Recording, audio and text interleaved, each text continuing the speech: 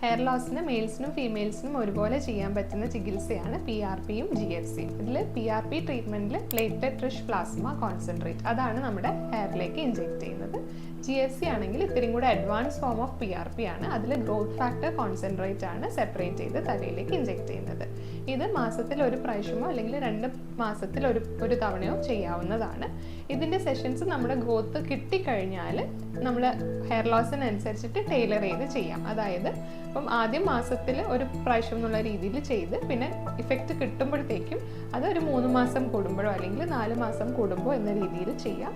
ഇതിൻ്റെ കൂടെ hair ലോസിനുള്ള ഡെഫിഷ്യൻസിക്കുള്ള tablets ആയ biotin tablets, vitamin D supplements ഒക്കെ എടുക്കാം.